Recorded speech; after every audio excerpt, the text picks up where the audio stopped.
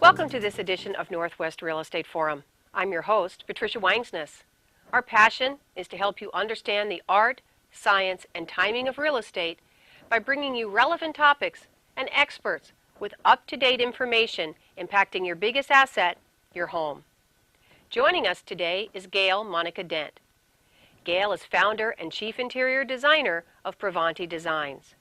As an interior designer with an MBA, she is on a mission to help remake the way we remodel.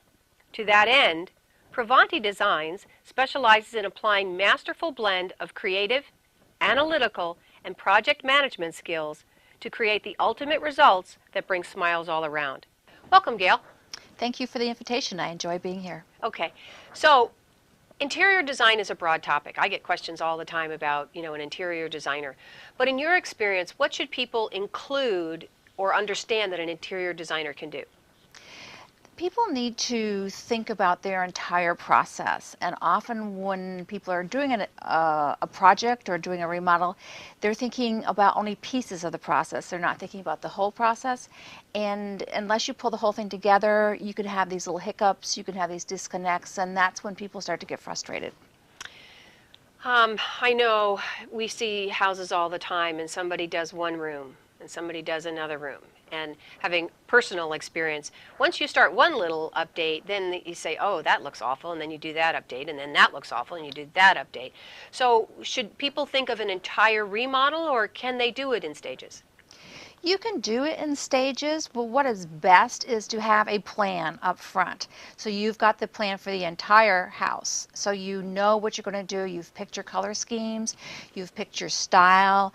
You have actually specified everything and have it all on a piece of paper, have it all organized so that you can pick pieces here and there and do one room and another room as it fits your budget, as it fits your timeline.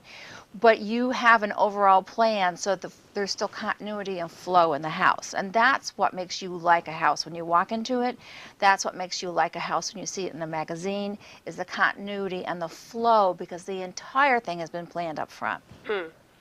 So I go into houses all the time, newer houses, older houses, and when I talk to sellers, I say, you need to update every 10 years whether you think you need it or not. So that's a phrase that I use. What do you think? Why do people update, and what should be their time frame? That's a good question, because sometimes people update just because they're bored and they just want to change. Sometimes people update because they see fashion and colors and things changing and they feel their house is dated. The easiest way to update, and people usually do it even in less than 10 years, is paint. Paint and some household furnishings and some accessories, change the art in the wall.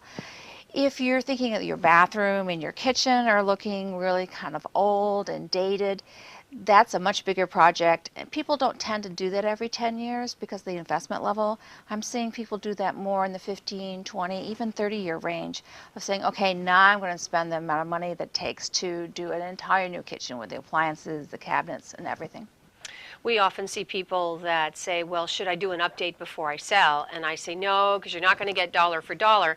And oh, by the way, if you're going to go through the pain of an update, enjoy it for a year or two before you go ahead and put yourself out by putting it on the market. Do you find people that say, okay, I need to sell? Should we do it now? I don't find so much people calling me and saying we're going to sell and what can I do to make my kitchen look better because of the investment level. I find people more likely saying, I want a new kitchen. I want to enjoy that. But by the way, I want it to help the resale value. I want to hit my functionality, hit the look I want, do the expansion that I want for the square footage, but I also want it to fit into the market for resale. So we do some consultations with realtors, we do some consultations with what's going on in the neighborhood, what fits in the neighborhood, what fits in the market, as well as what fits their needs. And if you're going to sell in a short period of time, 5 to 10 years, you're more concerned about the market. If you're going to sell 10, 15, 20 years down the road, you're less concerned about the market. You're more concerned about what your needs are and what your likes are. Terrific. In your experience, what are the biggest problems that clients face in an interior remodel, and how can you help them avoid them right up front? The biggest mistake is the plan. People will say, I have a plan. And I'll say, okay, what's your plan? My plan is to remodel, and then I'm going to call a contractor. That's not a plan. That's a task, and it's one step in the whole thing. The best thing that an interior designer can do for you is help you think through your goals and objectives. Why do you want to make changes? Why are you doing this? What are you hoping to achieve? What are you hoping to gain? Is it more functionality? Is it a better look? Is it an updated look? As well as helping you think about your investment level. If you want to look like this, if you want to have this functionality, here's some reasonable numbers that you should be thinking about that it's going to cost you for this investment. So let's do the compromises between what you want to look like, what functionality you want out of this room, as well as what investment level you want to make in this room. And then the last piece is finding a really good contractor. Contractors are good at building. Contractors aren't necessarily good at planning or envisioning or in picking paint colors. They're really good at making it happen. So you want a contractor that's really good at scheduling, really good with budgeting, who can explain to you all the line items so that you can say, I'm not willing to make that investment over there, but I am willing to make this investment over here. Okay, so to summarize, you need a plan, you need the right people, and you need an interior designer. You do. Great. Well, thanks very much for coming, Gail. It's been great. Thank you so much for having me. Okay. Thanks for watching this edition of Northwest Real Estate Forum. Whether you are buying, selling, or sitting on the sidelines, keep watching for important information on topics that are impacting your biggest asset, your home.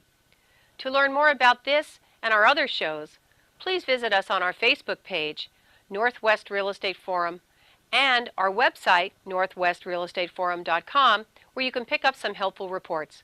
I'm your host, Patricia Wangsness. See you next time.